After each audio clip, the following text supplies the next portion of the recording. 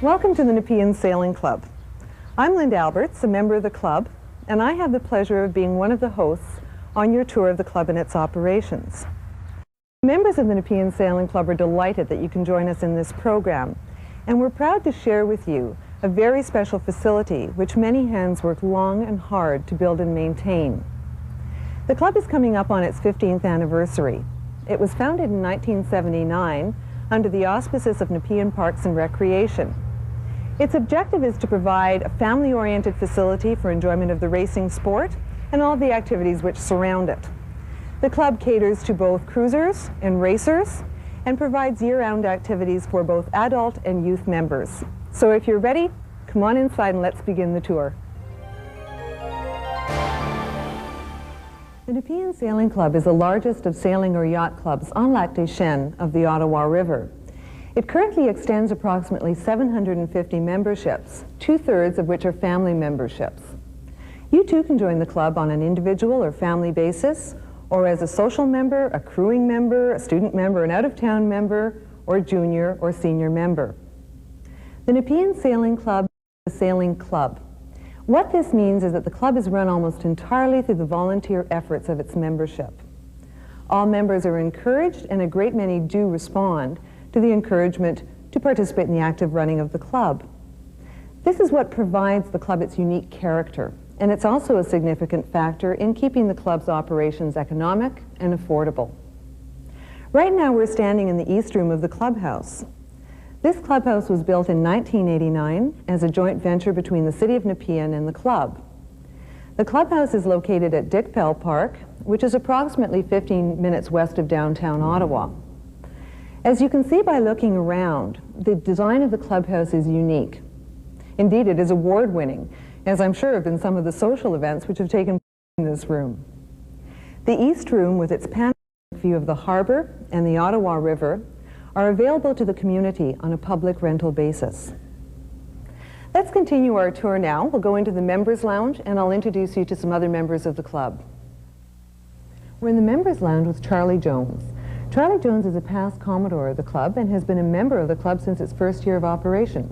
Charlie, perhaps you can bring us through a history of the club and its development.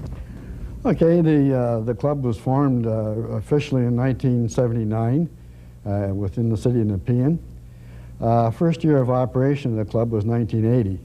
There was probably somewhere in the neighborhood of 20-25 boats down here, basically dinghy sailing at that time.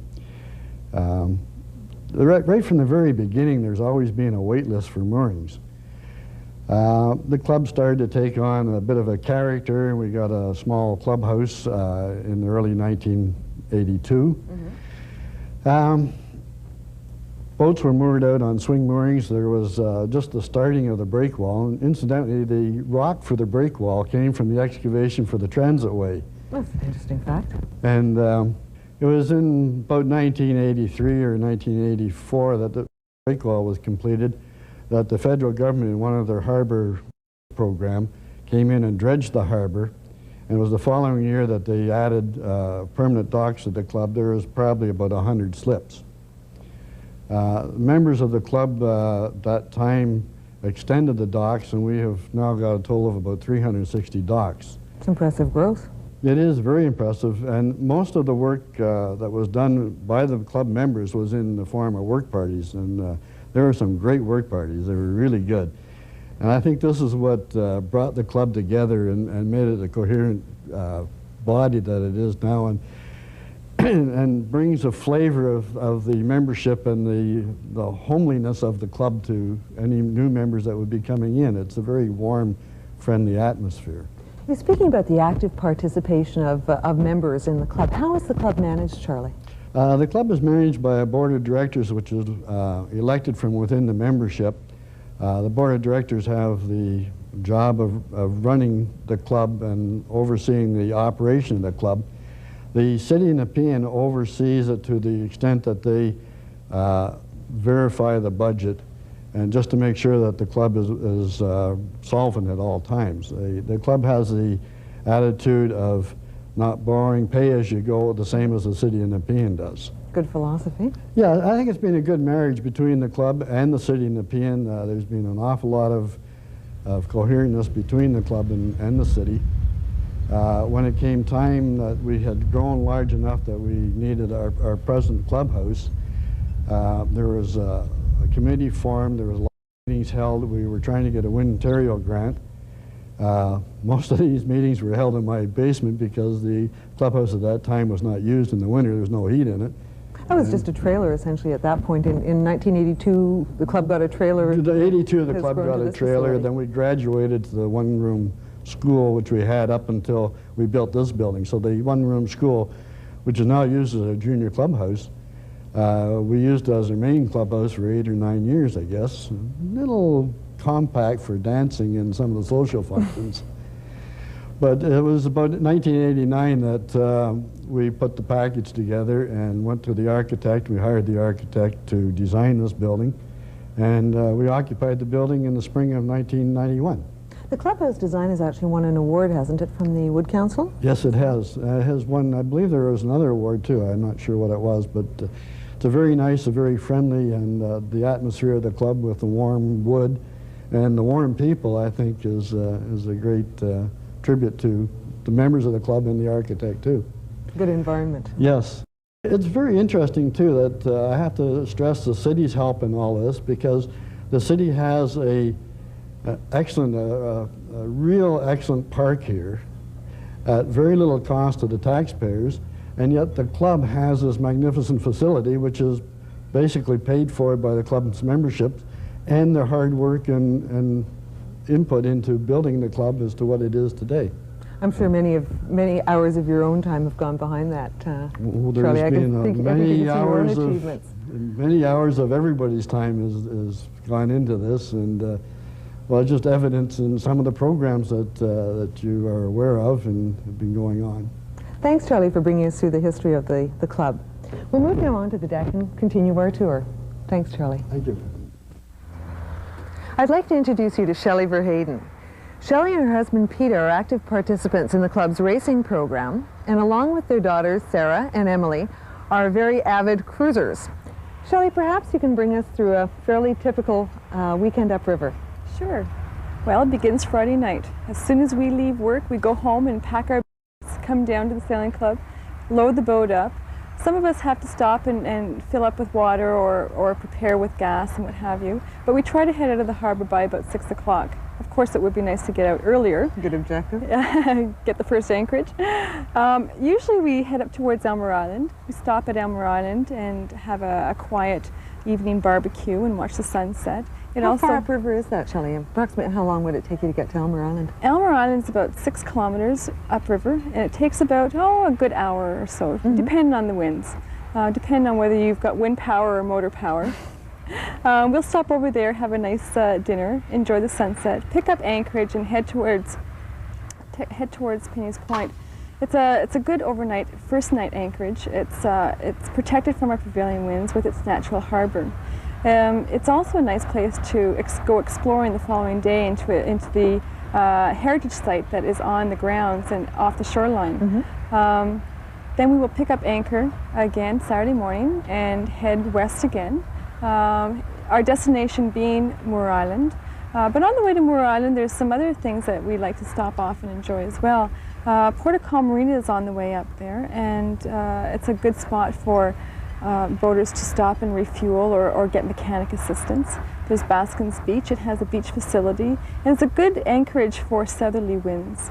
We like to stop off at Constance Beach. Our kids like to enjoy the beach facilities, get their land legs on, also go for a nice swim, and possibly have a nice afternoon lunch.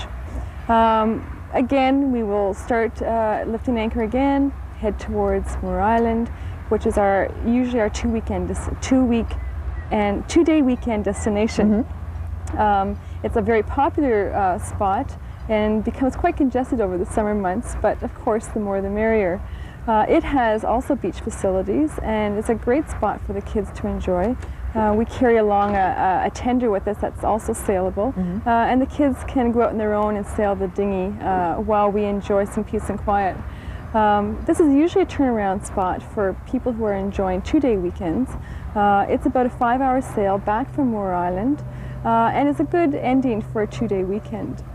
Those who have the advantage of a 3 or 4 day weekend continue their adventures on west again towards Chat Falls or Pontiac Bay.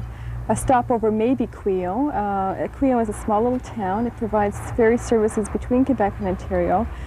Here we go to the local grocer or station to collect staples or fuel. Or ice cream, I hear as well. The girls cream. tell me ice cream. Ice cream is wonderful, yes. That's always a bit of a blackmail to get the kids to stop in for a minute, and that's usually their treat. We would head up then to Pontiac Bay. Pontiac Bay requires a little bit of time to maneuver yourself through the twisting channels. It was recently marked by a group of individuals. As you enter into Pontiac Bay, you have about 4 different anchorages to enjoy. It's quite a pleasant spot. Again, the swimming is wonderful. There's daytime exploring, and it's also a nice place to enjoy a serene moonlit evening, which we had a lot of this summer. So something both for the younger sailors and the older sailors. Absolutely, absolutely. The following day, if it's time to head home, we will pick up fairly early because it is a good 6-hour sail. By the time you twist and wind yourself out of Pontiac Bay, hoist the sails, and continue on upriver, it's a full day of sailing, and it's quite enjoyable. It's enough of a span for weekend cruisers. It's a good transition, I imagine, too, from a 3 or 4 day weekend back to the work week. Yes, absolutely. It's perfect. Shelley, thanks for bringing us through one of your excursions, or ones that are fairly typical for other cruisers. Thank you. You're welcome. I'm looking over Shelley's shoulder and I see a lot of activity on the docks. So let's continue our tour from the deck to the docks, so to speak.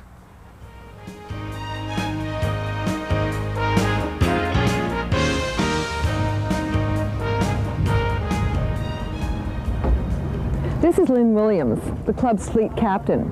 Lynn's committee is responsible for organizing a variety of sailing programs in the club, including club races and certain upriver events. Lynn, maybe you can tell us a little bit more about the programs. Great, sure, Linda. We have quite an active sailing program. We race Mondays, Wednesdays, and Thursdays.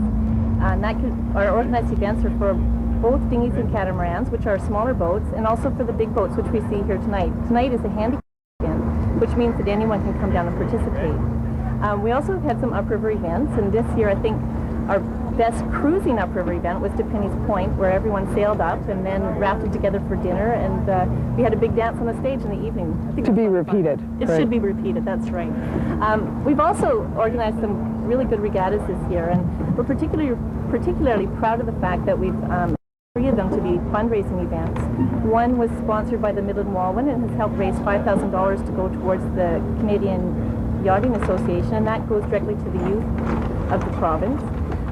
We had another regatta which raised money for the Kidney Foundation, and finally a third one this past August, which was for our own youth here in the club. I think actually anyone who wants to spend a really fun time should come down and join the club and come out on a boat, because it's just a really nice way to spend a hot summer day. You're on your way out this evening, I understand. I'll let you go summon your crew. Great. Thanks very much, Lynn. Okay. Jane Bruce is the club's site captain. Jane is responsible for coordinating the activities of bosuns and members in keeping the club's facilities in good operating order.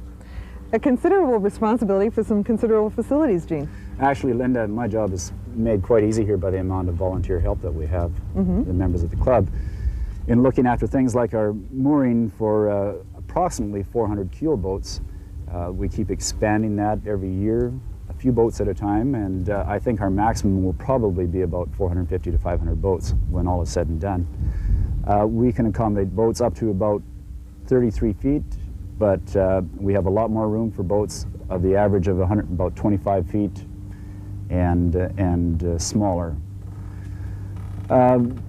We also have facilities for launching boats. We have a club crane which can accommodate boats to 10,000 pounds. We have a masting crane for taking down and stepping masts.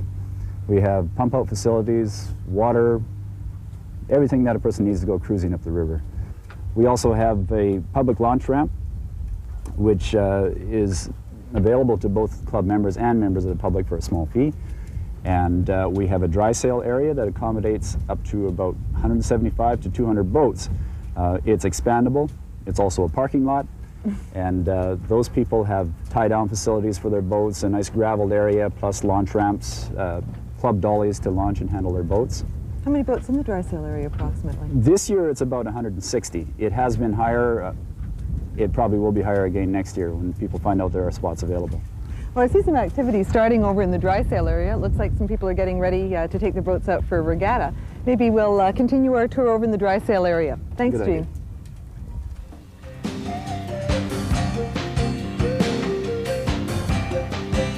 We're in the dry sail compound of the club at the moment, and here's a fairly familiar sight, a member getting ready for a weekend out-of-town race.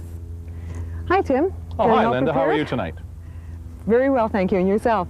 Very, very well. Getting prepared for the weekend, I see. Yes, getting ready to go down to Cork this weekend, the Canadian Olympic Regatta, Kingston. In Kingston? I'd like to introduce you to Tim Deere, a member of the club who's been actively involved in the youth racing and training programs. Actually, Tim and his wife, Edie, and their 2 children have been involved in youth racing and training programs for the past 5 years now. Maybe you could tell us a little bit about the program. Okay.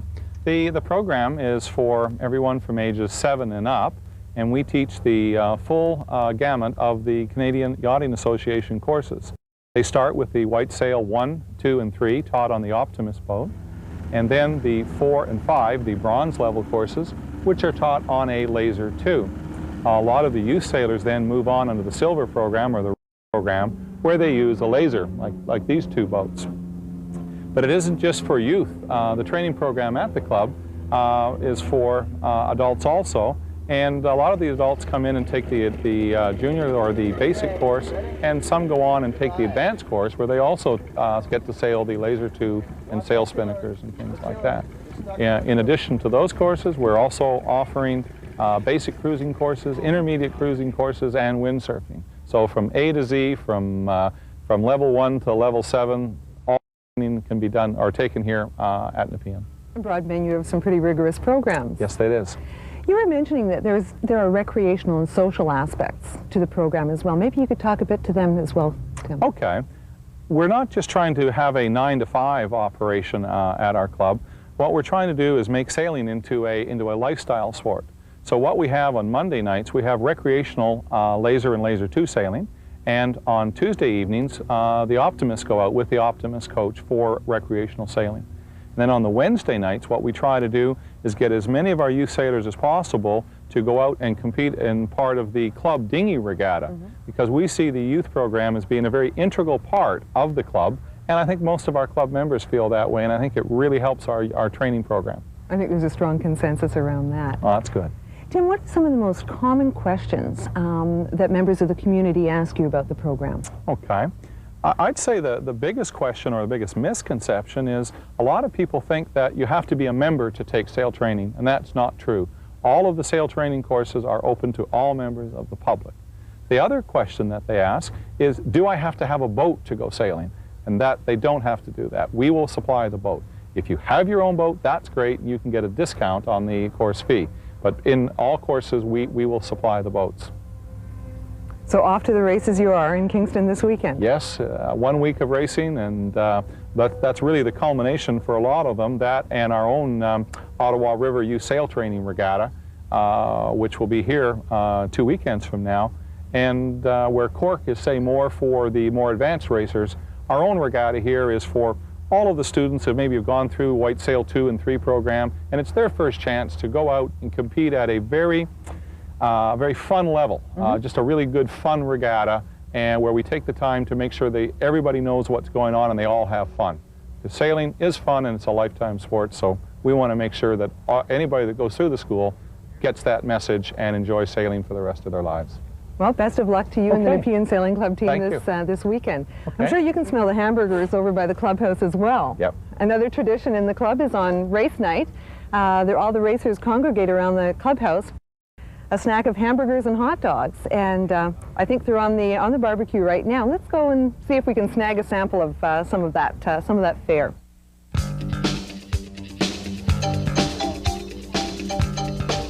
Here's a Thursday night race spread, prepared under the watchful eye of John Frum and his capable crew.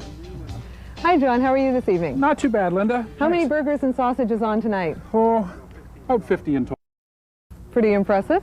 Yeah, it's a light night actually. We've done more on some nights than the race crews are really, really hungry.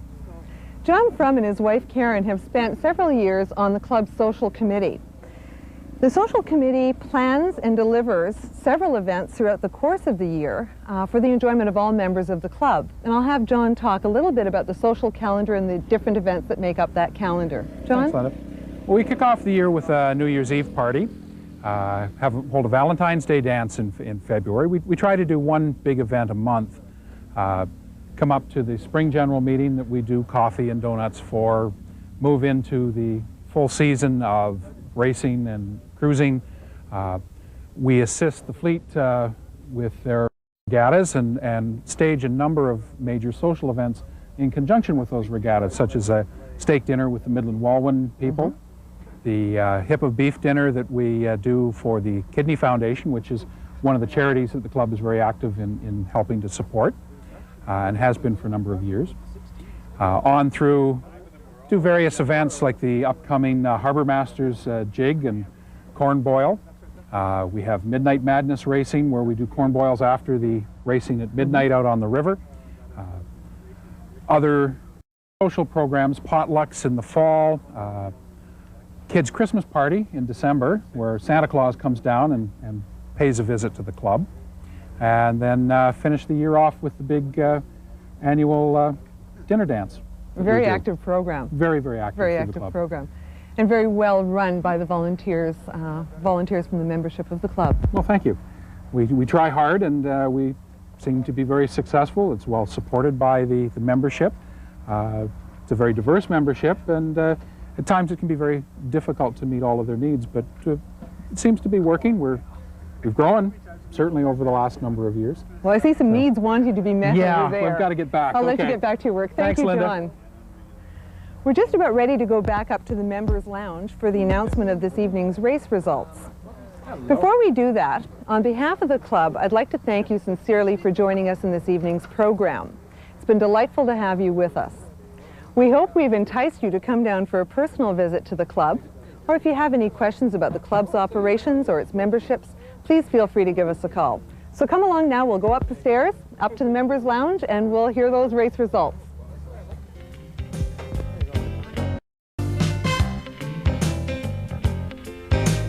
And now for this evening's results. Okay, fun race, guys. A-Fleet was bad. No, we were good. You're eating raw meat. Good, okay. C-Fleet had 7 votes out. In 7th place was Cecilia. 6th place, Mischief. 5th, Why Not. 4, Water Music. 3, Happy Days. 2, Salty Dog. And 1 is Firefly.